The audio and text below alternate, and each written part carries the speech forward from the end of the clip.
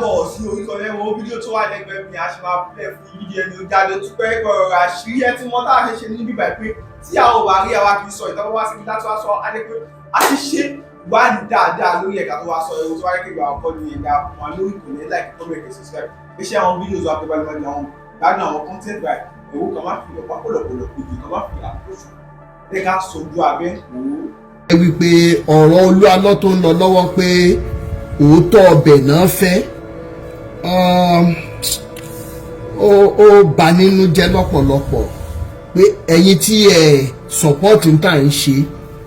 using the power of social media wípé gbogbo àwọn ọ̀wà àbàjẹ́ tó ti wà láwùjọ ti pẹ́ tó jẹ́ pé torí pé kò sí social media kò jẹ́ ká lè mọ gbọ́ wọn ṣùgbọ́n nígbà tí social media ti wà ń sìn àwa kan yàn láàyò wípé instead ta fi máa post ìhòòhò àwọn ìyá wa ìhòòhò àwọn àǹtí wa ká mọ post tó máa ba àwọn ọmọ wa láyé jẹ́ àwa wò wípé tọ̀ ẹ jẹ́ ká wàá lò ní ọ̀nà tó tọ́ àti tó yẹ wípé ká mọ̀ fi jà fún ẹ̀tọ́ aráàlú àti gbogbo àwọn tí alágbára láwùjọ tàbí tán rò pé àwọn lágbára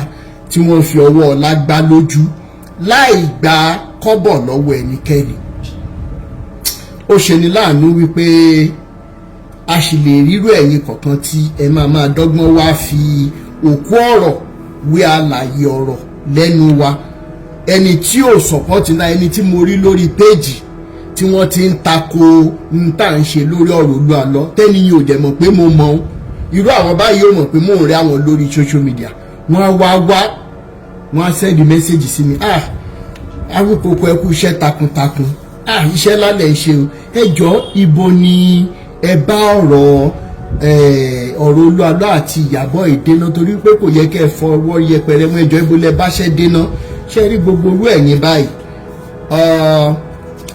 káàtì ẹ̀ sọ wípé tó bá di ọ̀la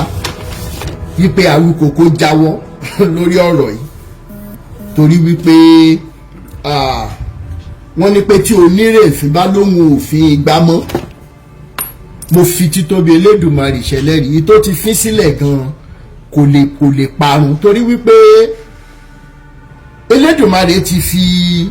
ojú ìwé Rotimi Daniels Foundation for Peace and Equity ó ti fi hàn gbogbo àgbáyé ó ti fi hàn gbogbo ọmọ Nàìjíríà wípé àparò kan ò ga jù kan lọ àfi tó bá gorí ebè àti wípé ńkọ́ èyí tó dùn mọ́ wa nújù ni wípé Elédùmarè ti fi hàn wá wípé òun ò bí ẹnìkankan sípò wípé kó hùwà bàjẹ́ káwọn èèyàn wá sọ ń pa ẹ̀ kó wá di wípé wọ́n máa dúnkokò mọ́rú ẹni bẹ́ẹ̀ yẹn wípé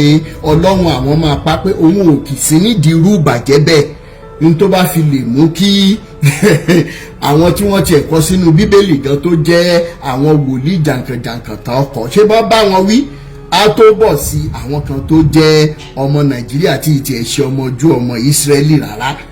tí wọ́n á di wípé wọn ò ní lè bá wọn wí nítorí ìdí èyí ńkọ́ kó jẹ́ yẹn láti ẹ̀ ti kọ́kọ́ achieve tó ti hàn sí gbogbo ayé wípé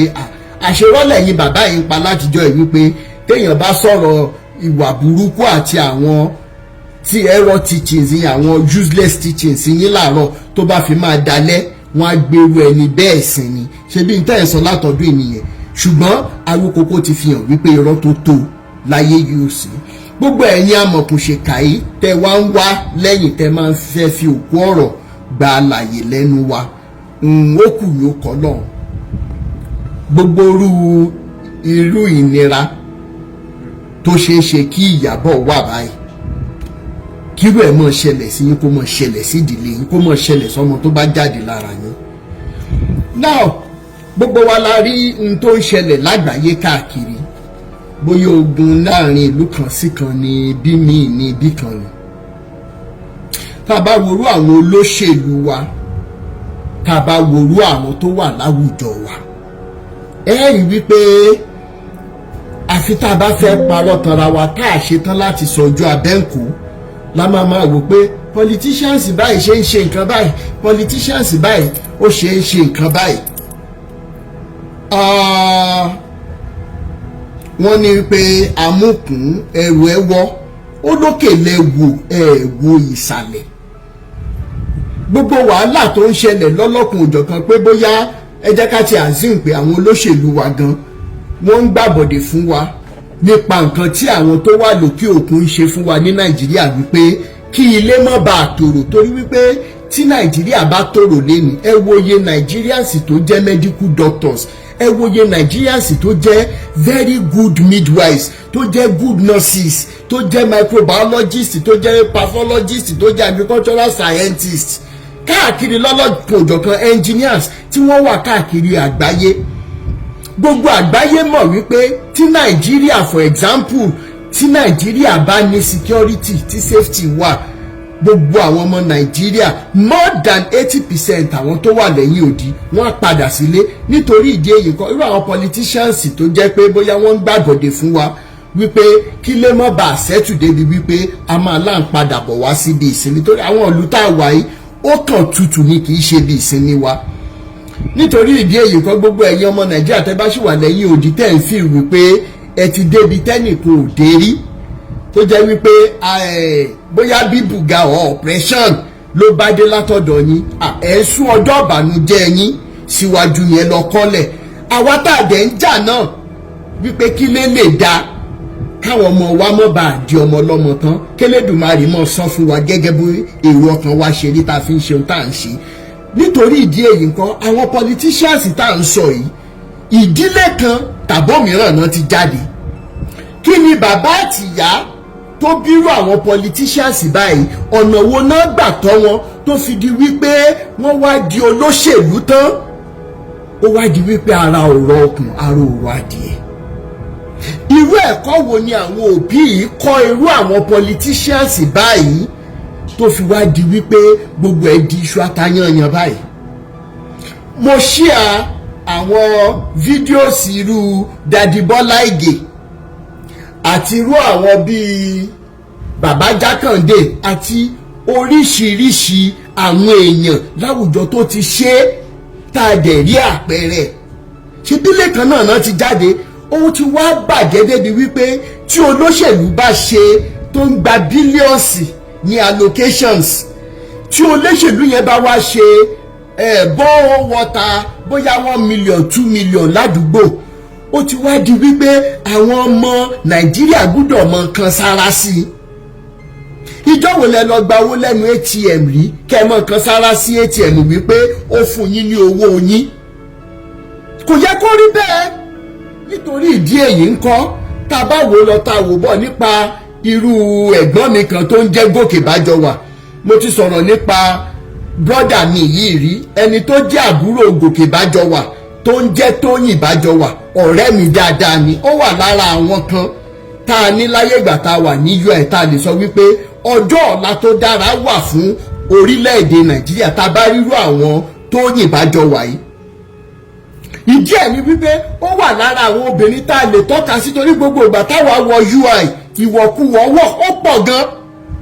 Mo ti wà ní 300 level or 200 or 300 level kí wọ́n tó stop ẹ̀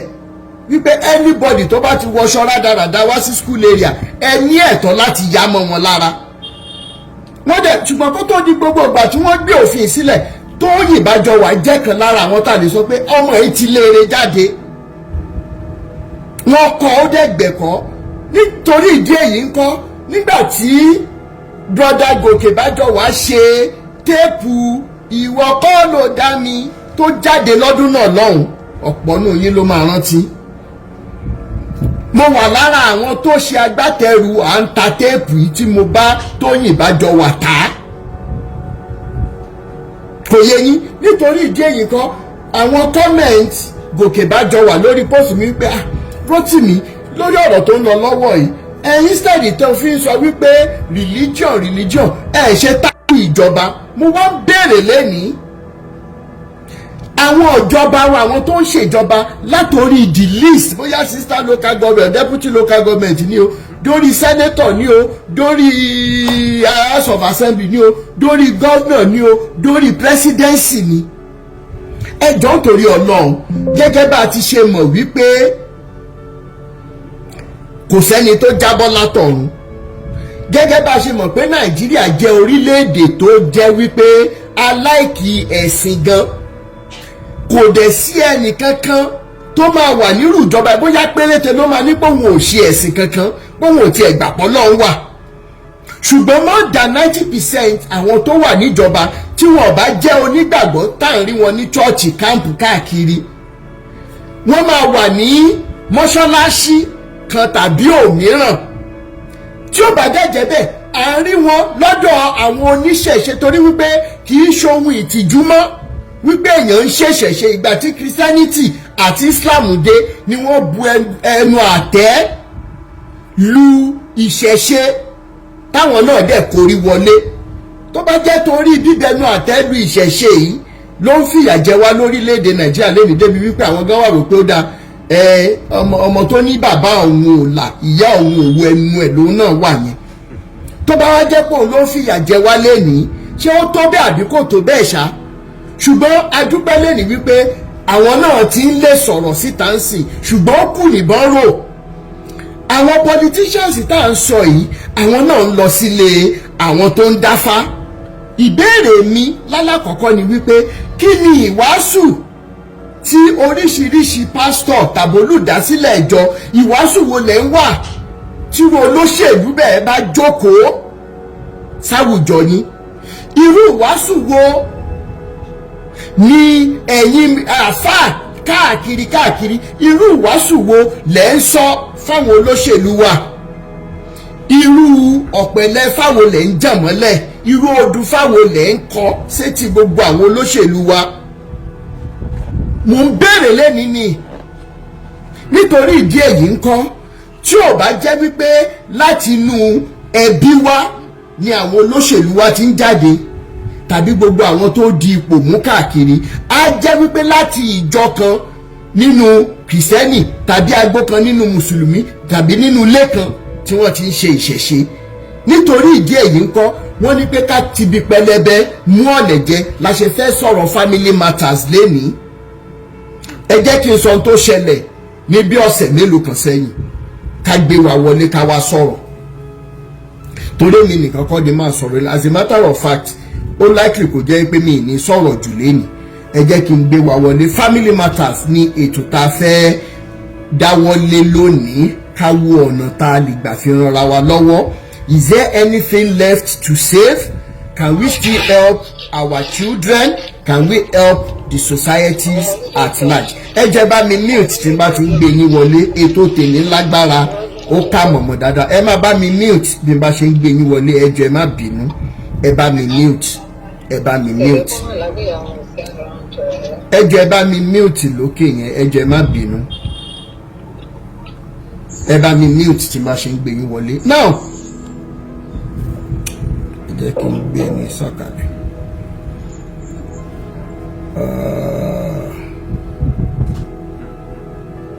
Now kí ni mò ń sọ lọ níbi ọ̀sẹ̀ mélòó kan sẹ́yìn dádì wa kan pè mí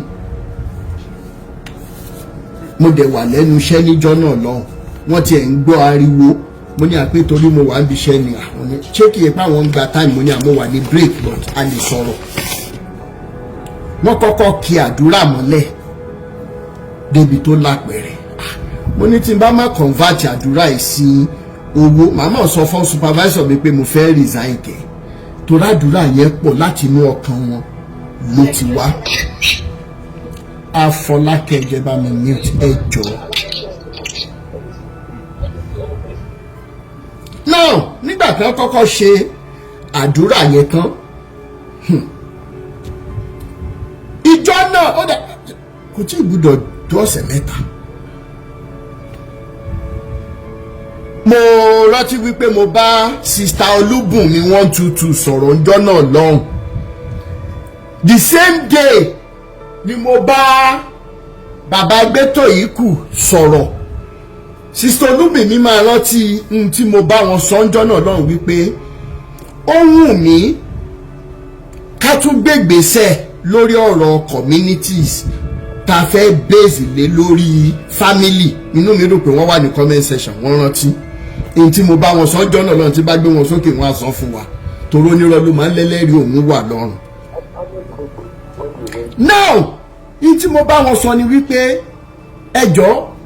a fẹ́ design bíi kí náà ń pè a fẹ́ design banner Rotimi Daniels Foundation for Peace and Equity bla bla bla bla family whatever oriented kìíní ta fẹ́ ṣe àdẹ̀jọ́ dúnàdúrà wọ́n fún mi ní very beautiful ideas. Now bí mo ṣe bá wọn sọ̀rọ̀ tọ́jọ́ yẹn ni arákùnrin tí mo fẹ́ sọ yìí ni wọ́n send message wípé àwọn fẹ́ bá mi sọ nǹkan kan.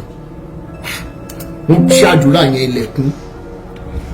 ṣe ló wá dàbí ìgbà tẹ́ pé ọ̀rọ̀ tí mo bá sister Olúbùnmi sọ àti bàbá Bété ikú pé I need the design bye. Inú wọn dẹ̀dùn sí idea yẹn pé n ta lè ṣe ni kí dẹ̀ la fẹ́ ṣe ni wípé irú ọjọ́ Sunday sí nítorí wọ́n ní tá a bá máa gbàkàrà lọ́wọ́ ọmọdé àátọ́ oyin sí ẹ̀gbẹ́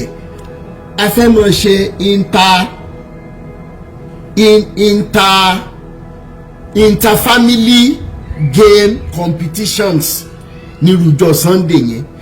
irú àwọn competition tó máa include kí bàbá àti ìyá kí wọ́n represent family wọn tí wọ́n bá dẹ̀ ti play game yẹn tán ìbá jẹ́ ludo kọ́kọ àtìyàwó jọ fèsì ọkọ àtìyàwó mi tàbí ayò ọlọ́pọ́n tàbí chess tàbí table tennis tàbí anything tó bá ṣá any game tó bá ṣá máa jẹ́ wípé ọkọ àtìyàwó ló máa represent home wọn. Very beautiful idea. Bí mo dẹ̀ ṣe bá wọn sọ̀rọ̀ tán ni bẹ́ẹ̀ ni know your spouse. Now bí mo bá wọn sọ̀rọ̀ tán mo ní bóyá bíi 7-8 minutes left on my break ni mẹ́sẹ̀gì dáàdì yìí wọlé pé ṣé àwọn lè pè mí mo ní àmúdẹ̀ wà ní iṣẹ́ break time ó yá kẹjẹ́ ká sáré sọ̀rọ̀ wọ́n kọ́kọ́ fi bíi 2 minutes ṣàdúrà tó kìlọ̀ mo ní sà ẹjẹ́ ká sáré sọ̀rọ̀ tá a fẹ́ sọ torí wípé mo máa tó padà sẹ́nu iṣẹ́. wọ́n lá bínú àwọn ṣe dùn tó ní wípé báwọn ṣe ń bá mi sọ̀rọ̀ pé ilé àwọn ò bá ti dàrú wípé bọ̀ àwọn rí fídíò kan nínú fídíò yẹn mi ì tí ì ṣe dread báyìí mo ní òtútù ló jẹ́ kí n máa fi irun mi lẹ̀ torí pé ibi tí mo wà ó jẹ́ area tó jẹ́ pé nínú winter in fact temperature ọbẹ̀ máa ń go as low as -52 ẹ bá mọ̀ tún mọ̀ -52 you will understand that àwọn freezer Nàìjíríà ń yájú lásán freezer Nàìjíríà bóyá -5 -10 I am talking about -52 mo ní sọ kí n mọ̀ jẹun wọ́pọ̀ kò ṣeé ṣe fún mi mọ́ so òun ni first cap mo ṣáà ṣàlàyé fún wọn ó dẹ̀ wà pa mo ní fídíò wo nìyẹn kò tiẹ̀ nira rárá láti fi fóònù mi wọ́n fi play fún mi kí ni mo sọ nínú fídíò yìí kí ló ṣẹlẹ̀ sí dádì wa yìí wọ́n ní wípé àwọn wo fídíò yẹn ní gbogbo ìgbà táwọn wo fídíò yẹn ní last year distance ti wà láàrin àwọn àtìyàwó àwọn àfi táwọn bá dẹ̀ fẹ́ parọ́ ni àwọn máa sọ wípé distance tó wà láàrin àtìyàwó àwọn pé kò máa affect àwọn ọmọ as a matter of fact ọmọ wọn kan ti wọ university àwọn méjì tó kù wà ní secondary school wọ́n ní ó ní táwọn ọmọ ìgbọ́njú bá ṣùgbọ́n gbà tó di wípé separation yẹn bẹ̀rẹ̀ sí ní wà and this is a separation that you can't even see and it takes being humble to admit it if you're not humble enough as a man ó di gbére nìyẹn it will get to a stage where you say you know whatever will happen should happen ó ní kálukú máa dàrú wọ́n lè wọ́n wá bá fídíò yẹn pàdé mo title fídíò yẹn ní she needs me time mo wá lo orin tìmí dákólò ní ṣẹ̀ṣẹ̀ bẹ̀rẹ̀ orin kí ni title orin yẹn náà ẹ̀yin mélòó lẹ rántí orin tìmí dákólò yẹn tó dùn gan yẹn kí ni mo fún orin yìí ṣe náà mo ṣáà lo orin yìí tó ṣe bí wedding báyìí ìyàwó mi olólùfẹ́ mi ọ̀rọ̀ mi alárùn mi I will love you forever ṣé ẹ ti rántí orin yẹn kí dẹ̀ ni bàbá ìsọ wọ́n nígbà táwọn rí fídíò yẹn àwọn kọ́kọ́ sọ wípé ó ní láti jẹ́ wípé òrìṣà kan ni bọ̀bọ̀ Rótìmí mo ní kí lẹ rí sà wọ́n ní wípé truly àwọn ni fídíò yẹn bá wí mo ní kí lẹ mean sà wọ́n ní wípé lóòótọ́ àwọn máa ń láìkí káwọn hang out àwọn ọ̀rẹ́ àwọn kì í ṣe pé bóyá wọ́n ń kóbìnrin now àwọn máa wá lọ ẹ̀ bá ti ṣetán bí iṣẹ́ ní 4 ó di bóyá bíi 9-10 káwọn tó wọlé ìdàmí ìgbà ìkanra làwọn tún máa bá wọlé. In all fairness, this was a man ṣe pé ká ní pé kí pé wọ́n fẹ́ sọ̀rọ̀ síta ni àwọn gangan ló yẹ kí n gbé wá kí n wá sọ mo dẹ̀ gbà tí mo lè kàn rọ sọ bíi story fan wọ́n ní kí n ṣe pé ó máa help families mi mo ní mo ti gbọ́. wọ́n ní nínú fídíò yẹn mò ń sọ wípé kì í ṣe gbogbo ọkùnrin tó ń wọlé late night ló ń kóbìnrin ṣùgbọ́n lómi kàn fẹ́ níta ìyẹn ó ti wá di routine even gan táwọn ọ̀rẹ́ wọn míì gan bá láwọn lọlé àwọn ló máa láwọn tèjẹ́ ẹran tí fún ẹ jẹ́ kájọ jókòó jẹ́ kájọ máa sọ̀rọ̀ irú wọn lẹ máa rí lórí òkè Mọ́kọ́lá nìbàdàn kì í ṣe gbogbo wọn ló ń kóbìnrin kẹ́yìn obìnrin ẹ̀yìn ìyá wa kẹ́ ẹ mọ̀ lẹ́nìí ṣùgbọ́n ó ti di routine pé mo kàn ṣáàfẹ́ kúrò nù léṣà.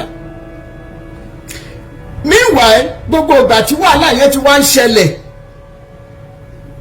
ìyàwó àwọn náà ti gbé ìgbésẹ̀ wípé ẹ dúró ná arákùnrin ṣé kìí ṣe pé kinní kan ìyàwó àwọn ti ń tojú bọlé lórí ọ̀rọ̀ pásítọ̀ pásítọ̀ ti sọ fún ìyàwó wọn wípé àwọn ti lẹ́lòmíì síta wípé so wọn á ṣiṣẹ́ kí ojú ọkọ wọn lè wálé kábíyèsí ọlọ́run ká má fa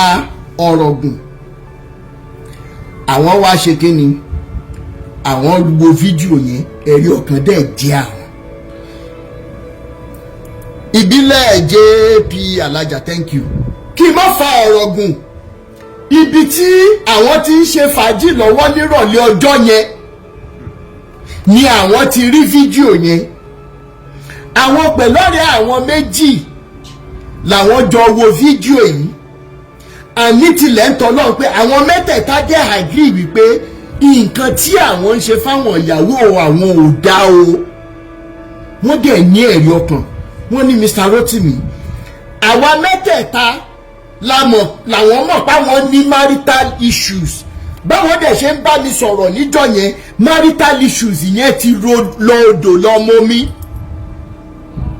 torí páwọn wo fídíò yẹn wípé arábìnrin àwọn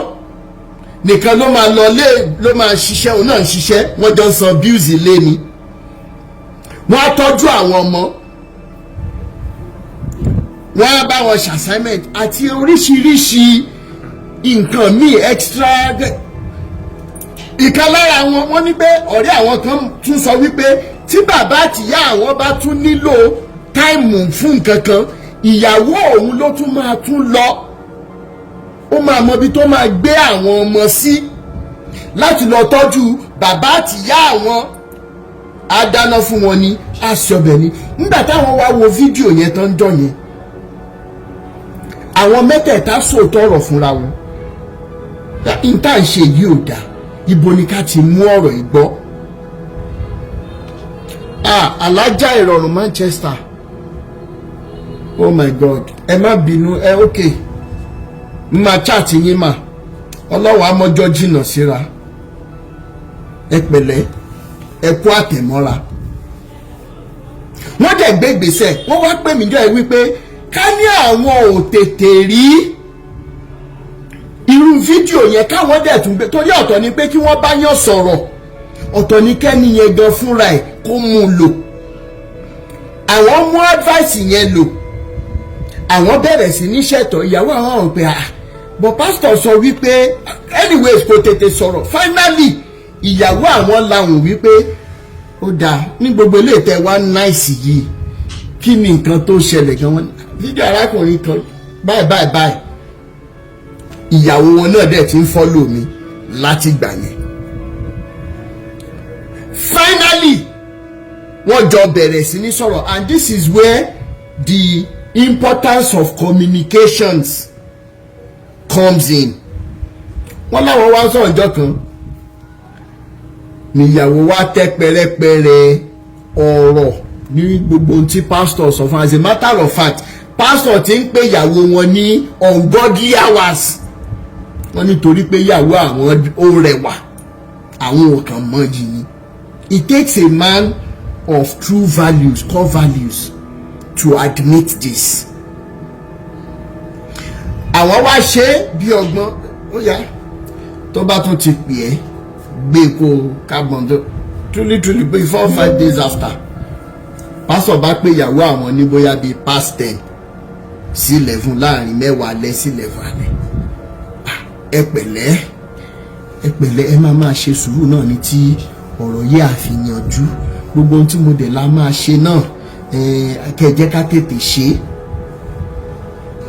Pásítọ̀ tí wá ń pètèpèrò láti bẹ̀rẹ̀ sí ní bá ìyàwó wọn sùn. Àwọn wá rò pé táwọn bá tiẹ̀ lọ bá pásítọ̀ ẹ̀gàn fàlà pé ìyàwó tó ní mo fẹ́ síta yẹn o gbúdọ̀ mú jáde. Ọlọ́run ẹ̀ tó sọ fún ẹ yẹn wàá wọ́ ọlọ́run ẹ̀ yẹn wá jọ máa lọ sí police station. Àwọn tó wá rò wípé ẹ dúró náà bógiri go ò bá lanu aláǹgbá ò lè wọ bẹ́ẹ̀. Èmi ni kí n ṣe ìyàwó mi dáadáa, èmi ni kí n tọ́jú ilé mi. Wọ́n wá ní láti gbà yẹn báwọn fẹ́ lọ ṣe fàájì lásán. One of the things tí wọ́n láwọn kọ́kọ́ ṣe advice tí mo give nínú fídíò ẹ fẹ́yìn tẹ́ ẹ̀ bá rí fídíò yẹn ó sì wà lórí profile mi. She needs me time as well. Wọ́n láwọn kọ́kọ́ gba hòtẹ́ẹ̀lì ọjọ́ méjì. Ìwọ ọ̀yá lámọrin jọ̀ọ́ nítorí Ọlọ́run tíkẹ́ẹ̀tì hòtẹ́ẹ̀lì yìí rè nítòsí. Jọ̀ọ́ nítorí Ọlọ́run lọ sinmi jẹ́ kémi àtàwọn ọmọ yìí jẹ́ ká jọ bára wa fà á. Ó strange sáwọn ọmọ náà pé ní tí dáàdì ti ṣe tipẹ́ ṣùgbọ́n náà ń bá wọn ṣe àwọn lọ́rí padà. Ìyàwó àwọn dẹ̀ lọ after ọjọ́ méjì after 2 nights tíyàwó lò ní hòtẹ́ẹ̀lì. Mr. Rotimi, I started singing the best of my wife that I have never seen. Àwọn àtàwọn ọ̀rẹ́ àwọn táwọn dẹ̀jọ́ máa ń hàn gìdá nígbà tí èpè bóyá obìnrin làwọn ń kó náà tẹ́lẹ̀ ṣebí káwọn tọ̀jọ́ débi wípé láàrin fámílì mẹ́tẹ̀ẹ̀ta gan wọ́n ní IITA wọ́n máa ń gba orí fíìmù wọ́n lè jọ ṣe picnic, which is a very beautiful thing. We are talking about family matters today. Nígbà tí mo gbọ́ ilé mo pé kò sí bá a ṣe lè sọ lọ sọ́bọ̀ tó jẹ́ wípé a ní padà sórí ọ̀rọ̀ families yìí. Even if at the end of the day bóyá ọ̀rọ̀ tí mi mọ̀ bóyá kí n lo voice note ìyá mi kan mi mọ̀ bóyá kí n lò ó máa bá wọn sọ̀rọ̀ ń sìn tí n bá ṣe ń gbé wa wọlé. Lẹ́ẹ̀kan sí alájà ìrọ̀rùn Manchester ẹkú àtẹ̀mọ́ra ẹkú ara fẹ́ra kù Elédùmarè àmọ́jọ́ jìnnà síra kò ní ṣe ní àkúfà. Ẹ pẹ̀lẹ́. Family matters. Ibo ni ká ti bẹ̀rẹ̀? Ibo ni ọ̀rọ̀ family wa dé? Torí tí hope bá máa wà lọ́jọ́ ọ̀la ẹ jẹ́ ká kọ́kọ́ gbà wípé àwa tá a wà ní generation àwa òbí ní generation yìí a níṣẹ́ láti ṣe o. Ìyẹn tá a bá tètè realize ẹ̀ torí wọ́n ní wípé òkèèrè báyìí ni olójú jíjìn ló ti ń mú ẹkún sùn. Ẹ jẹ́ mọ́ gbé wa wọlé ní kọ̀ọ̀kan.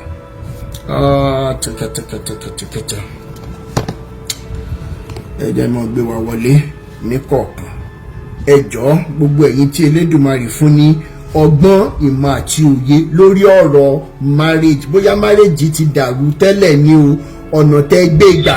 kí ni impact ẹ̀ lórí àwọn ọmọ torí pé gbogbo ẹ̀yin ọlọ́pàá tẹ́ wà ń bẹ̀ ní àwùjọ. Ẹnìkan ń gbọ́ fídíò wa lọ́wọ́. Ẹ jọ̀ọ́ ẹ jẹ́ ká jọ ṣe, èmi nìkan ò lè dá ṣe. Pàápàá jùlọ ẹ̀yin tẹ́ ẹ ti marry tàbí tẹ́ ẹ ti marry rí, kí ló ṣẹlẹ̀, ipa wo lẹ kó, kí ni tó ṣẹlẹ̀, ọ̀nà wo ni ẹ̀yin tó dẹ̀ pé bóyá ẹ marry rí ẹ̀ẹ́jà ẹ̀dẹ̀ tó wá parí ìjà yẹn, ọ̀nà wo lẹ́gbà fi parí ẹ̀. Ẹ jẹ́ kí a gbọ́ lẹ́nu wa lẹ́nu kí ni ipa tí in tó bá ṣẹlẹ̀ nínú marriage ní lórí àwọn ọmọ wa, ok, lórí àwọn ọmọ wa. Sister mi Ebony, ẹ jẹ́ kí n kọ́kọ́ gbé yín wọlé. Family Matters lẹ́tọ̀, ètò ní Family Matters. Ẹ ṣé, ẹ kalẹ̀ mà. Yes ma. Yes ma. Ẹ wò adúpẹ́ jà.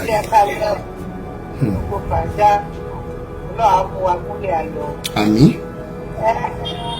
Nǹkan tí èmi fẹ́ sọ ni pé lórí family gẹ́gẹ́ bí ọmọdé ti tèmi nínú family, number one, a gbọ́dọ̀ jẹ́ kí ìfẹ́ wà, because ìfẹ́ ló máa jẹ́ kí àwọn ọmọ máa mọ bá a ṣe tó. Ìfẹ́ ló máa mọ bí àwọn ọmọ wa mọ́ ṣe máa mọ̀ báwo náà ṣe máa hùwà. Like n sin ìgbà tí bàbá àti ìyá tí wọn ò bá kí ń fẹ́ ríra wọn, first thing, àwọn family mi wà tó jẹ́ wípé ẹ lè rí wọn kí bàbá àti ìyá kan jìjọ jẹun papọ̀. Bẹ́ẹ̀ ó rí bẹ́ẹ̀. Most family, àwọn family kan wà tó jẹ́ wípé kò sí bọ́n ṣe máa ṣe tí ọkọ ò bá dé, like mi ò tọkọ mi ò bá sí around, màá mọ̀ pé kò sí around, but tó bá jáde kò sí condition tó máa mú mi pé mo fẹ́ jẹun kó tó dé. Bóyá ibi yẹn pa mí o, bóyá kò pa mí o, mo mọ̀ ní sùúrù mo fi dé kí n tó lè jẹun.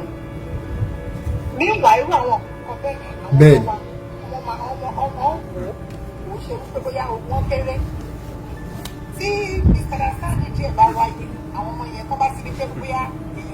like this nǹkan tó bá mú mi tí bá ti jẹun, wọ́n máa béèrè pé what happen, wọ́n máa béèrè lọ́wọ́ mi. So ẹ mọ̀ pé irú kan bẹ́ẹ̀ yẹn ó ti ń hàn sáwọn ọmọ yẹn pé nǹkan kan ń ṣẹlẹ̀ láàrin bàbá àti ìyá. Meanwhile kò yẹ kó dẹ̀ máa rí bẹ́ẹ̀, because ẹsẹ̀ tá a bá ń gbé òun làwọn ọmọ yẹn náà step yẹn náà máa gbé follow. Òun náà máa follow. Àwọn náà máa wò wípé nǹkan táwọn pẹ́rẹ́ǹtì àwọn ń ṣe yìí o, ó right. Torí táwọn náà tó bá dé irú position bẹ́ẹ̀, òun ni irú step bẹ́ẹ̀ yẹn làwọn náà. For example, kọ́kọ́ ṣẹlẹ̀ lọ́jọ́ kan, mo ṣe chicken tó ọkọ mi débẹ̀. Meanwhile bẹ́ẹ̀ni ṣe ẹgbẹ́ ẹ̀ tán nígbà mo wá parọ́ torí mo mọ̀ wípé ó máa ń láìkí pé tó bá ti wà náà ẹ fún mi ní mo mọ̀ fún ní gígáàdì yẹn tó wà nínú ẹ̀jẹ̀. Tó o wá béèrè lọ́wọ́ mi pé gígáàdì yẹn dà mo wá ń jókòó wá ní èmi ti jẹ́ o. Ló wá ní kí ni rísì tí mo ṣe máa jẹ́, kí ni rísì tó ní olórí ilé kò ní òní ráì láti jẹ́. Tó àwọn ọmọ yẹn wá ń rẹ́rìn wípé wọ́n ti mọ̀ pé mi ò jẹ́. Wọ́n sọ fún pé ókè ó yá omi ò jẹ́ o. Ló wá ní òun ti rí wípé mi àwọn ọmọ wa rẹ́rìn, àwọn ọmọ yẹn náà mọ̀ pé mi ò já. Wọ́n sọ pé dáàdì don't worry kíníkan mo wá ń wò wọ́n. Later wá gbà wá lọ sí àwọn ọmọ yẹn pé if you are married, ask your wife that where is the gizzard. Don't allow your wife to eat the gizzard. Àwọn ọmọ yẹn wá ní ṣàmọ̀ everybody ṣàṣeré, everybody rẹ́rìn inú everybody dùn. Ṣàmọ̀ pé irú nǹkan bẹ́ẹ̀ yẹn ó ń ṣò pé ìfẹ́ wà,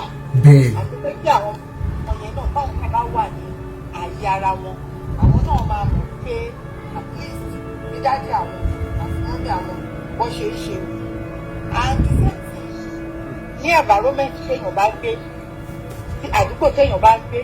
èèyàn gbọ́dọ̀ fìfẹ́ hàn. So ní inú community gan àbí ní estate yẹn wọ́n máa mọ̀ wípé at least ara wọn kan nínú estate táwọn àgbẹ̀ tó jẹ́ pé wọn ò lè rẹ́fà, wọn ò lè fi nǹkan tó kéré jù nínú nǹkan wọn kọ́ńkọ́ fi sílẹ̀ fún estate pé ẹgbà mo fi kíní mo fi sílẹ̀. And àdẹ̀rẹ̀ àwọn kan tó dẹ̀ jẹ́ wípé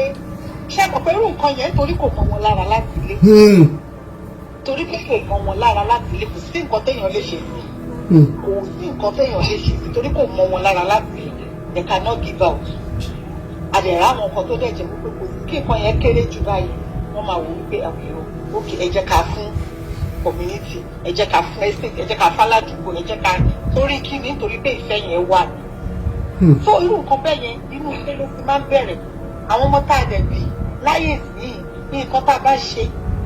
òun ni wọ́n máa kó ṣe pé ó di ìgbà kan bá dé school nǹkan tó tá a bá ṣe inú ilé ní nǹkan yẹn. Like irú ọmọ mi sì tó bá kó provision tó bá kó snacks lọ sí school, ọmọ mi máa fún wọn tán ní class. Nítorí wípé nǹkan téèyàn ti fi kọ́ wọn nílé ni. so ká jẹ́ kí àwọn òbí number one yẹn ká jẹ́ kí ìfẹ́ wà tí ìfẹ́ bá ti wà tá ti ń ṣe wípé òkè o at times weekend àwọn ọkọ mi àtàwọn ọmọ family mi a máa jáde a lè lọ pool a lè play ludo a lè ṣeré lọ ṣẹ́tìmọ̀ tá a bá lọ láàrin oṣù kan àwọn ọmọ yẹn máa béèrè ni pé what happen when are we going out nítorí pé nǹkan tí èèyàn ti jẹ́ kó mọ́ wọn lára ni that is to say táwọn ọmọ yẹn náà bá dàgbà tán bá dá àyè wọn nǹkan yẹn náà máa continue láti máa ṣe ibi tán bá dẹ̀ ti ń ṣiṣẹ́ nǹkan yẹn náà máa continue láti máa ṣe ọlọ́run á ran gbogbo family lọ́wọ́ ọlọ́run á jẹ́ ká ṣe ẹ ti gbọ́ nǹkan tí ìyáàfin wa sọ ẹ má gbàgbé mo sọ nǹkan kan pé tí ògiri fámílì ò bá lanu ní ọ̀pọ̀ gbà aláǹgbá religion negative impact of religion kò lè wọ fámílì wa ẹ jẹ́ kí n gbé ẹ ṣe sister Ebony mo really appreciate you fún wonderful contribution ìfẹ́ ó ṣe pàtàkì nínú ẹbí ọ̀nà tí a ṣe ń gbà fi ìfẹ́ hàn mo mọ̀ pé ó yàtọ̀ gedegbe bí ẹni báyìí ṣe mọ̀ pé òun ṣe lè fi ìfẹ́ hàn ó yàtọ̀ sí bí èmi ṣe lè feel pé mo lè fìfẹ́ hàn ṣùgbọ́n ju gbogbo ẹ̀ lọ ká fi ìfẹ́ hàn síra wa brother Dan ṣe wà ń bẹ̀ sà. ẹ káalẹ́ bàbá mi. ẹ̀dẹ̀kùn ètò. Yes sir. ṣe rí family ó wà very very important and essential because ní family ọ̀dọ́ mi pọ́psí mi àti mọ́msí mi ò ever rí wọn rí kán ní misunderstanding. then ó wá díjọ́ kan mo wá pe pọ́psí mi pé ṣé ẹ kì í ṣera yín ni pé mi ò rí kẹ́ ní ìdíyàwó láàrin wọn wá nígbà pé àwọn máa ń ṣera àwọn ṣùgbọ́n àwọn máa ń yanjú ẹ̀ láàrin àwọn most especially tó bá ti lò wọn àwọn á pe ìyá mi pé nǹkan tó mo ṣe báyìí ó dùn mí kọ́ ṣe bẹ́ẹ̀ mọ́ pé àwọn á dẹ̀ àwọn méjèèjì máa apologize fún ara wọn so kìíní yẹn ó wà very very important mo learn well from them because èmi àti fiancé mi àjọ ń gbé ní ibi tí mo wà báyìí so òun náà ẹ mọ̀ obìnrin ò lè má ṣiṣẹ́ obìnrin so gbogbo kìíní yẹn later èmi náà á pè máa bá a sọ pé nǹkan tó ṣe mọ́ ṣe bẹ́ẹ̀ a lè máa ṣètò ẹ̀ ṣẹ̀rí family ó wà very very important most especially tó bá ti fi foundation wọn lórí ìfẹ́ àti ìbáṣepọ̀ tó dán mọ́rán so mo really gain from them then secondly ètò yìí àwọn kan wọ́n máa wá sí life mi wọ́n á tún lọ síbò wọ́n á lọ máa sọ nǹkan mi ṣe rí hypocrite everywhere so irú ẹ̀ ò lè má ṣẹlẹ̀ bẹ́ẹ̀ so ẹ̀yin ní kẹ́ túbọ̀ gbára mọ́ nǹkan tẹ́ ẹ̀ ṣe because ọlọ́run ló fi rán kì í ṣe nìyí tó bá jẹ́ ènìyàn ṣe ẹ ti máa backslide but ọlọ́run ló fi rán yín so ẹ kó ètò nǹkan tí ẹ yàtọ̀ sọ. Thank you so much. Tí a bá ti ṣẹra wa ìyá lágbájá n tó ṣe tó dùn mí rèé o mi mọ̀ pé mo ṣẹ̀yìn ó dẹ̀ mọ́ bínú bàbá lágbájá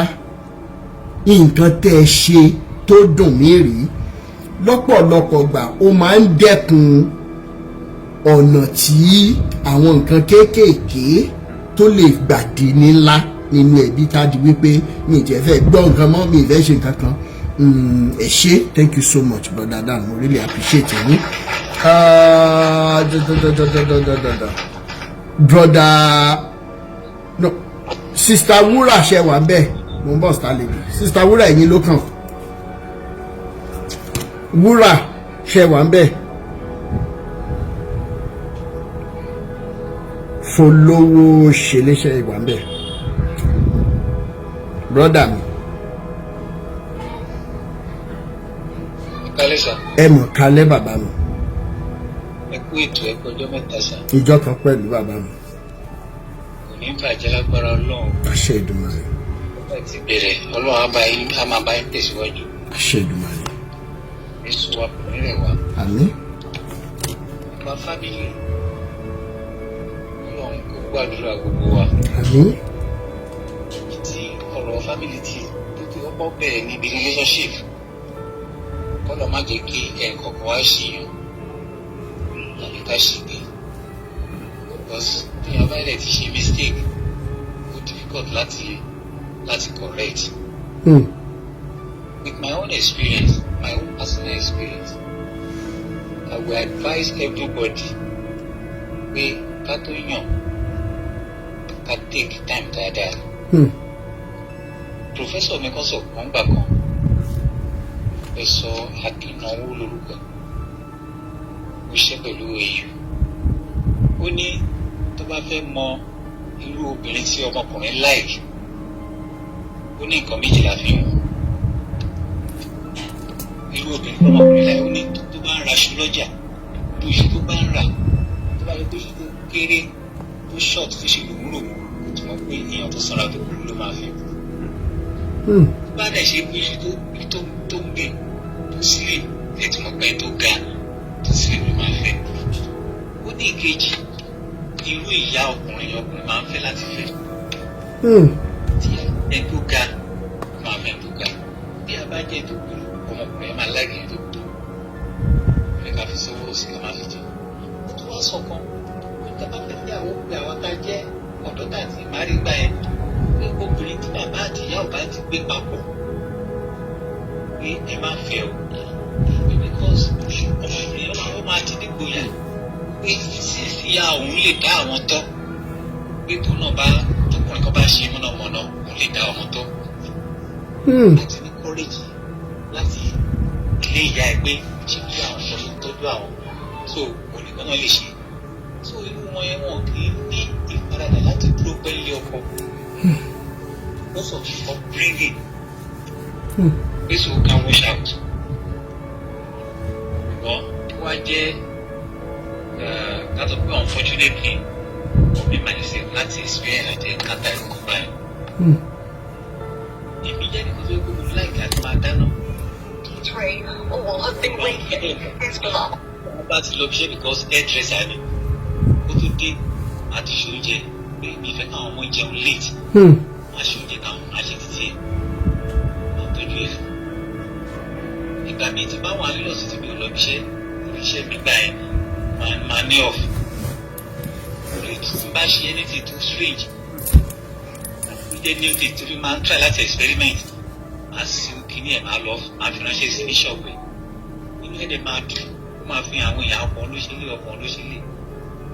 we love each other tó yẹ kó dé stage kan ó ń kọ́ irun dídì lọ́wọ́ ẹ̀ free time ó dẹ̀ train mo dẹ̀ mọ irun àdìmọ́lẹ̀ táwọn àgbà ẹ̀ mo dẹ̀ mọ́ ṣe bóńtà tí nǹkan máa ṣẹlẹ̀ ńkọ́ I lost a job. My day job. Everything busy. Change. Ebi pé owó lè di wà lówó sọ́mọ́. Separation wa fẹ́. Wọ́n sọ pé pé kan. Ó ní kéjẹ́ ká lọ sí ilé mọ́mí òun. Ká lọ máa gbé lọ́dọ̀ mọ́mí òun ní. Mi ò lè ṣe. Ó ní because mi ò jẹ́ ìgbàdúrà kí n sùn lọ́jọ́ kan yé àná. Kí láàárọ̀ kùtù àná máa kọ́dọ̀ balẹ̀ kí. Ànílẹ̀ Yorùbá. Ọlẹ́ tó bá sùn yá àná kó orí àkìtàn ló sùn. Mi ò lè ṣe o. Kó jẹ́ báyìí kó jẹ́ ká lọ sí ìlú wa. Ilé wa ń bẹ̀. Bàbá dẹ̀ ti ṣe tuntun á padà. Tàbí ká ṣe lè fún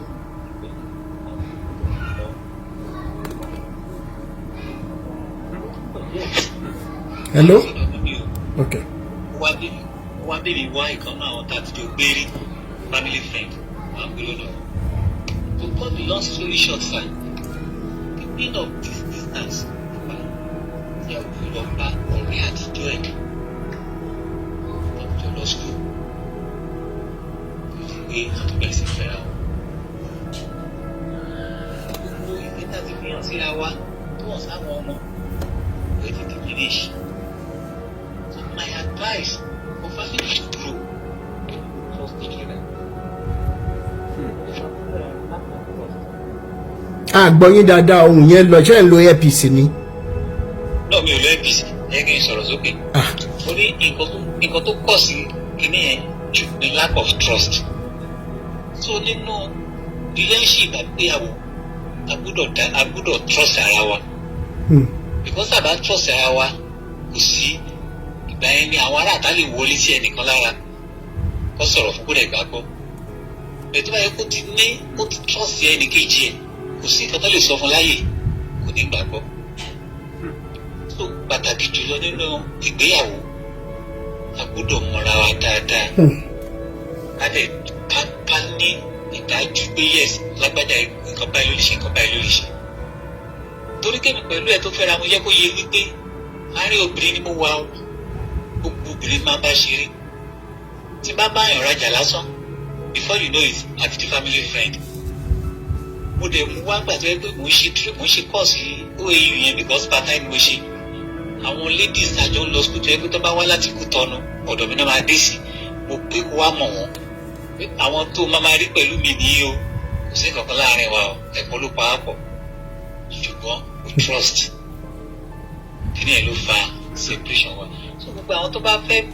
tàbí tó ti wà nù gbéyàwó, ẹ jẹ́ ká tu ilé wa kọ́ pẹ̀lú pé ká mọra wa dáadáa, ká dẹ̀ ní ìfẹ́, ká ní ìgbẹ́kẹ̀lé nínú ara wa. Lágbájá nǹkan báyìí ló lè ṣe, lágbájá báyìí nǹkan báyìí ló lè ṣe. Kí n má parọ́ fún yín sà, ó ń fẹjọ́ mi sọ ẹni tó dàbí bàbá fún mi nínú ìgbéyàwó wa wípé òun fẹ́ ẹnìkan tó mọ̀ ra èso lọ́dọ̀ ẹ̀ ní bus stop wa. Kò dẹ̀ rí bẹ́ẹ̀. Nígbà tó wá di pé kí ni ẹni tó ti wá di ọmọ tán kan tó ti boomerang. Mo wá pe bàbá yẹn lọ́jọ́ tí mo gbé ìgbésẹ̀ pé bàbá nǹkan tó ní mò ń ṣe mi ò ṣe o. Ẹ jẹ́ kí n béèrè nǹkan kan sà tó dé ṣe rí pọ́ǹtì tẹ́ wá mú yìí. Kí ni àwọn irú àwọn eré wo lẹ máa ń bá ẹni yẹn ṣe? Tàbí kí ni closeness, báwo ni closeness yín ló ṣe tó débi wípé ìyàwó yín máa wá suspect pé bóyá ẹ̀yìn àtẹniyẹn torí ṣẹ̀mọ̀ kí nìyẹn máa ń fa wàhálà gan lọ́pọ̀ gbà. Mo dẹ̀ fẹ́ jẹ́ káwọ ọkùnrin lẹ́n ṣóyè yín wípé ó dà ìgbà tó ṣe ó máa ní límìtì bí tá a máa bá obìnrin míì ṣeré mọ́ débi wípé kò ní fa pé obìnrin wa wá ń rò rárá tó máa wá feel unsafe. Ẹ bá wa tanná sí ibẹ̀ yẹn. Nǹkan tó ṣẹlẹ̀ ni pé tí mo fi sọ̀rọ̀ nípa trust ẹni yìí èso ló ń tà ní bus stop. Okay. Ìmílẹ̀ gbọ́ àwọn program tó sọ pé ká tó jẹ oúnjẹ a gbọ́dọ̀ jẹ èso bíi 1 hour before the meal time. Okay. Tí n bá ti close ibi iṣẹ́ ilé ní street mi ò ń lọ anywhere. Tí n bá close ní 5 bá délé 5:30. Tí n bá dẹ̀ délé 5 mi ò jáde lẹ́nu ó sì mọ́ mi láàdì sí. Tí n bá ti wọlé látàárọ̀ tí mo ti wà lélẹ̀ torí pé mi ò lọ iṣẹ́ lé ní. Mi ò jáde, mi ò sílẹ̀kùn mi rárá jáde síta. Látàárọ̀ mi ò rí daylight pé kí n kàn lọ síta. So that's the type of person I am. Tí bá ti wọlé mi ò tún lọ anywhere mọ́. So tí bá ti wá débi ọ̀dọ̀ eléso yìí ní bus stop tó jẹ́ pé ó ṣe ń gé watermelon lọ́wọ́ kó tó di pé ṣíṣe máa fún màá sáré grab ilé tí mo fẹ́ tí màá mú lọ lé màá mú pé títí mi ò pé kí n jẹ́ bẹ̀ so that time tí màá fi délé láti máa lọ síbi 30 minutes màá kàn dúró 30 minutes màá jẹun so màá fún wọn tí wọn pé táwọn bá ti jẹun fi tó délé after 1 hour àwọn tó máa jẹ so mo ṣe program ẹ̀ nìyẹn àwọn lẹ́yìn sọ yìí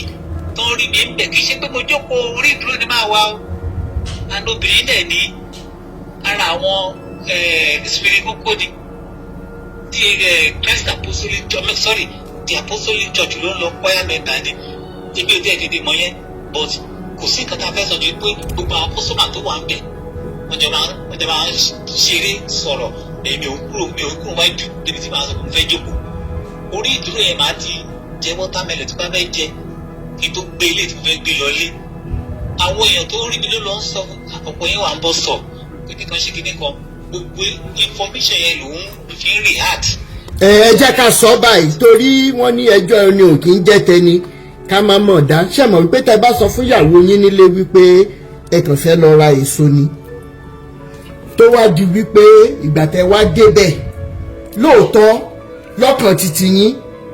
ẹ mọ̀ pé kò sí nǹkan kan ẹ kàn dúró ẹ fẹ́ ra èso gẹ́gẹ́ bí ọkọ tó níyàwó ńlé ṣe mọ̀ wípé tẹ́ bá wà lè lọ ra èso ẹ̀ ń lo bóyá bíi 30 minutes 1 hour tẹ́ kàn dúró síbẹ̀ mi rò wípé ẹ fún ìyàwó yín ní àǹfààní láti trust yín because ó mà dá ìgbà tó yẹ pé bóyá ẹ mọ̀ pé ọ̀tọ̀ ní tẹ́ máa sọ action yín dẹ̀ máa sọ nǹkan míì ẹ̀yin gẹ́gẹ́ lẹ́mọ̀ lọ́kàn yín wípé kò sí nǹkan kan so níbi yẹn bóyá gbogbo ìgbà yẹn ẹ bá ti wá àjọsí irú nǹkan bẹ́ẹ̀ yẹn gan tẹ́ ẹ bá fẹ́ lọ ra èso sà bóyá ẹ bá ti ó yá jájọ lọ something like that tẹ́ ẹ bá dẹ̀ débẹ̀ àní tilẹ̀ ń tọ́lọ̀ obìnrin mi ò tiẹ̀ wá fẹ́ nǹkan míì ju pé ṣáà fún mi ní respect mi bóyá nǹkan tó ṣẹlẹ̀ nìyẹn ṣóye yín torí mo fẹ́ jẹ́ ká kẹ́kọ̀ọ́ mi ìfẹ́ ká gbọ́ lẹ́ni again kí gbogbo wa kàn tún lọ bẹ́ẹ̀ láì ṣe pé bóyá kẹ́ because target wa lẹ́ni ni wípé if some parents will listen to us today most especially women àwa ẹ̀yin tẹ́ ti marry and everything tá a bá lè swallow pride wa lẹ́ni we have the target of making the lives of our children better interfere target lẹ́ni nìyẹn mi ò dẹ̀ fẹ́ jẹ́ kákan tún gbọ́ ká lọ lásán ṣòye wa so irú nǹkan bẹ́ẹ̀ yẹn ẹ ṣe ẹ̀yin náà dẹ̀ ti mọ̀ pé next time ẹ ní jẹ́ kí closeness ẹ̀yin àtobìnrin míì kó wá di pé ó máa mú àìní àlàáfíà àìnílera bá ìtẹ́ ẹni sí ìyàwó ilé ànáwọ́ ọkùnrin gbà ní ó máa ń ṣẹlẹ̀ sóbìnrin náà o èyí tó ṣẹlẹ̀ sẹ́mi láyé UI máa ṣí àì pẹ̀lú wa lẹ́nu orúkọ ọmọ yẹn gan máa dáa so ohun tí mò ń try láti sọ ni wípé bó ṣe ń ṣẹlẹ̀ lọ́kùnrin náà ló ń ṣẹlẹ̀ lóbìnrin kò sí nǹkan kan láàrin wa ọ̀rẹ́ mi ni. ó tún dé church ẹ̀ka àjọ ń kọrin gbàdúrà jẹ́ kí vocalist ó tún suspect ó wá ló máa jẹ́ ìkwáyà torí major jì mí wà nígbà yẹn kò wà ní youth ó wá ló máa jẹ́ ìkwáyà major ó ní kó máa bọ̀ ó ní ó dẹ̀ pé kò fẹ́ ọmọ ẹbí dẹ̀ ní bí ó dáa o ṣùgbọ́n kò ṣàmì mi kàn lè kẹnu sí ìyẹn ó yẹ kó mọ̀ pé mi ò kàn ń sọ̀rọ̀ sí ìyẹn ní àwọn bí mo ti make up mind mi ajá bí sọ́yẹ̀ dé no church torí láti kékeré mo ti sọ pé ẹ̀ẹ́dẹ́gbẹ̀rẹ́ bá ti wà church láyé mi lè kẹnu sí because èèyàn ní free ó ṣẹlẹ̀ sí gbàgbà pé tí kí o dé marry ọmọ kan tó ti target ó ṣe church member wa o òun target ẹ̀ find orúkọ ẹ̀ ọjọ́ tá a pàdé church mo ní that is it then we became family friend nígbà tí àwọn àgbàyà church wa fún ọmọ yìí lóyún tọrọ délé ìyá ẹ̀ bá mi jà bí Samson kò ṣẹ̀ mí àwọn ti gbà pé mi ni mo fẹ́ fẹ́ ọmọ èmi mi pé mi ni mo fẹ́ ọmọ èmi wọn dẹ̀ mọ́ pé mi ti ní òfin pé tí tábàtì tó wà ní anything group or band I cannot date so wọ́n á sọ fún ìyá pé ìyá èmi kọ́ ọmọ lóyún àbúrò ọmọ ẹ ló ń dìfẹ́ ìlú pé bọ̀dá Samson kọ́ ló lóyún wọ́n ti gbà pé Samson ló lóyún nígbà tí wọ́n pè mí délé wọn ìyá ní Samson ò ṣẹ̀ mí àwọn ṣẹ̀ mí ó ní mọ́mì ní nǹkan tí mi ò lè sọ fún yín pé ó ń fẹ́ máa yẹn ni wípé tí bá sọ ádà yẹn pé torí pé mo ti bá òun àbí kò gbà fún mi èmi fẹ́ make a move tẹ́lẹ̀ but because of bí àtijọ́ wà ń pààyà I will never do such bí àwọn family ẹ̀ ṣe bínú sí mi nìyẹn o wọ́n bínú dáàdi ẹ̀ custom ni ó ti plan àti help me skin the custom officer kó promote mi kó ṣe gbẹ ẹ̀gbà tó ní pé mi kọ́ mo ṣe bá a ṣe kì í síra nìyẹn. ṣé ẹnìkan béèrè ní comment section bẹ́ẹ̀ ṣe ń kọrin ní church yẹn ṣó tiẹ̀ nígbà kankan tẹ́ ẹ máa ń kọrin fún ìyàwó yín lé. dáadáa ìyẹn mo láń ṣe jù máa forúkọ ẹ̀ kọrin máa forúkọ ọmọ kọrin gbogbo ẹ̀ máa ṣe ẹ àti lè sọ̀rọ̀ 30 minutes máa forí sí débi pé ìkan náà ọmọ mi náà sìn òun gan ló sọ fún mi gbàgbà ríra pé pé ìyẹn náà kọrin o gbogbo nǹkan tí mo ṣe ìyẹn náà jọ mí gan gbogbo nǹkan tí mo ṣe ló ṣe ó sọ̀rọ̀ ó kọrin kò jẹ́ kó gbádùn kò jẹ́ ṣe kíní kan ó wá ń wò pé ṣàṣìlè padà ṣá wọ́n fúnra ẹ béèrè kò bọ́ sí wọn ó ti bímọ fẹ́ lómi bọ́ sí wọn tó padà ó lọ ṣe nífẹ̀ẹ́. ok ẹ jẹ́ ká sọ báyìí ṣé ẹ mọ̀ pé tí wọ́n bá kó 100% broken relationships or marriages jọ tí wọ́n bá ní pé kí ẹni báyìí wá sọ̀rọ̀ most times ọ̀pọ̀ gbà ló jẹ́ pé ẹ̀ńtán ní kó wá sọ̀rọ̀ yẹn ó máa right á lóun right most times but only few times ló jẹ́ wípé èèyàn máa admit wípé nínú relationship ẹ̀bí mi lélẹ̀ nǹkan tí mo ṣe lélẹ̀ tí relationship yẹn fi break ó dẹ̀ dìgbà tá a bá tó admit mistake wa ká tó lè successfully avoid the mistake ibi tá a ti ń bọ̀ pé kó má ṣẹlẹ̀ níbi tá a ń lọ especially tá a bá nífẹ̀ẹ́ nìyẹn dáadáa so inú mi dùn pé ẹ̀yin náà ti mọ ibi tẹ́ ti bù díẹ̀ kù nínú ibi tẹ́ ti ń bọ̀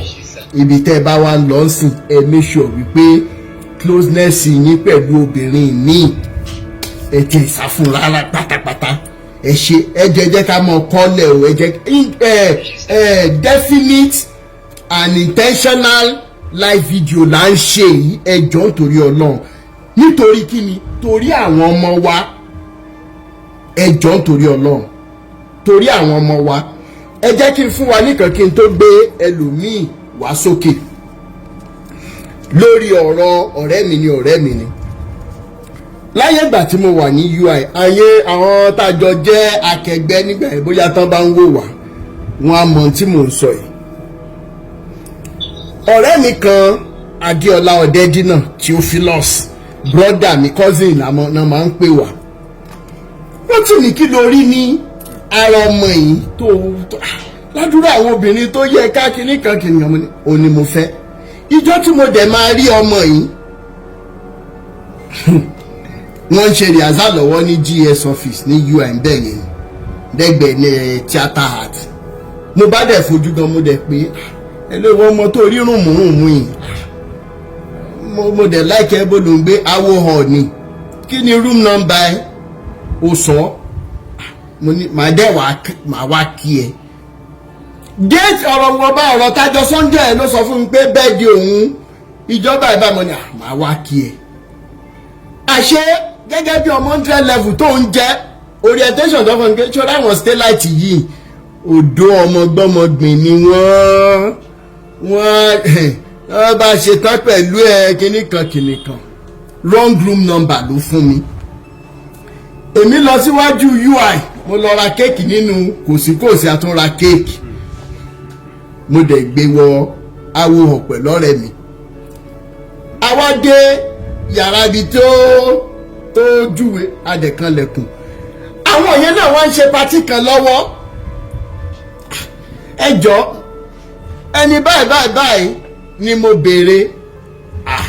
kò sẹ́ni tó jẹ́ bẹ́ẹ̀ nílùú àwa mẹ́rin la wà ní yàrá àwa náà dẹ̀ la ń ṣe patí pẹ̀lú àwọn àtọ̀ nígbà tó ti fún mi ní wrong number ṣé we are welcome come in now làbádẹ́ bára wa sọ̀rọ̀ la ṣeré ajẹ kéèkì ní ìtí ẹ̀ ríro a ti jáde tán ní F block ní yàrá yẹn jọ́nà náà 3rd floor ẹni tó bá máa wò hàn dáadáa òun ti story dáadáa mo dẹ̀ àwa ń lọ tí wa pé ká tún padà sí zikol ká tún lọ máa jayé wa mo ń dùn mí lọ́kàn pé mo dẹ̀ wish láti mọ ọmọ ẹ̀ wẹ́rẹ́ jẹ́ làbádẹ́ pàdé ọmọ ẹ̀ Rotimi Daniel sir you came I promised you I will come why did you give me wrong room number tọ́ ó ti di whatever 300 level lèmi wà nígbà yẹn òun wà 100 level history ní faculty of art ẹ̀yin títí àwò mo kí yín o greatest white nọ́dúnọ́dù èmi àtọmọ ìbẹ̀rẹ̀ ọ̀rọ̀ wa RCF lòun lọ RCF ló lọ́ra òun mọ̀ mí ní peacemaker drama group dáadáa ta ni ò mọ̀ ẹ́ kìnnìkan tọ́ ó ti ibi tá a fẹ́ gbòbì sí òbí tí mo bẹ́. Now along the course of the relationship I stand to tell us today pé bẹ́ẹ̀ni àtọmọ ẹ̀ bí a ṣe déètì tó ọ̀bí relationship yẹn ṣe tó àbára wa sùn tó ló sọ fún mi pé virgin lòun èmi dẹ́ gbọ̀ngbà yẹn kí ẹ pé bóyá wọn ti já mi lójú proud to that and she was my second girlfriend. Now a ṣe ọ̀rọ̀ pé okay kó má bàa relationship wa jẹ́ you know there is a way you love a lady ṣe pé you would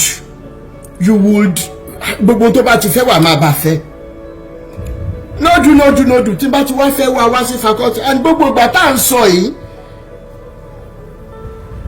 o ò lówó lọ́wọ́ olóò ní idea yẹn máa kú mẹ́nu ni à ń manage ń gbà yẹn ni pé káṣà ṣetán ní school owó oúnjẹ owó faculty kìnnìkan so gbogbo ìgbà yẹn ń bá wọ lemon shirt sórí purple trouser bí àwọn SU yín okay skill náà ló bá dé ó ò lè bad mouth mi lè join bad gang torí mo fẹ́ lówó láti raṣọ èmi náà dẹ̀ lélẹ̀ ọ̀rọ̀ burúkú wà lẹ́nu kó tó bad mouth mi gèmí gan ti bẹ́ẹ̀ wá size so gbogbo ògbà yẹn the girl no dey appreciate say ìyí tí mo ní ni mò ń wọ̀. ọ̀rẹ́ mi Adéọlá Ọ̀dẹ́dínà ó wà lára àwọn UI tó lọ represent Nàìjíríà ní South Africa lọ́dún kan lọ́ọ̀lọ́hùn lórí cricket. àwọn tó bá mọ UI dáadáa in the early 2000 Olúmídé Akíntòkun ṣẹ̀yẹ gbogbo àwọn greatest UIs àmọ́ra wa dáadáa especially àwa ti Zik àti Awo hall. now mo fẹ́ mú nǹkan kan jáde tí bá ti ní mo fẹ́ wá ọmọ ìwá sí faculty she would object pé irọ́ pé kí n má wá òun máa busy òun máa ṣe. ó wá ní àwọn classmate ẹ̀ tí wọ́n jọ máa ń rìn ìkànnì wọn jẹ́ bí tọ̀mí wá ni wọ́n á sọ di tọ́mì. ìyẹn máa ń wọṣọ dáadáa pẹ̀lú àwọn ọ̀rẹ́ rẹ̀ àwọn ló máa ń fẹ́ bá rìn ní school area. She was never proud of working with me inside UI. gbogbo kìíní ẹ ti wá hàn sí mi and meanwhile mi ti ẹ̀rọ pé tètè sọ yẹ́ẹ̀sì gan a sì ń ṣe ọ̀rọ̀ pé mo ṣáà nífẹ̀ẹ́ mo dẹ̀ gbọ́dọ̀ fi hàn pé mo nífẹ̀ẹ́. kí ni mo fẹ́ fàyọ ni wípé ní time tọ́mọ ẹ̀ máa sọ yẹ́ẹ̀sì sí èmi ti wà ní 500 level òun ti wà ní 300 level mo wà ní reading library Awo hall tó wà ní D block yẹn mo ń lo fóònù bed tí MTN ṣe ń gbà yẹn tó ní silver colour báyìí ẹ máa ṣí báyìí ẹ máa dé báyìí ó ní ojú funfun báyìí tó bá rántí.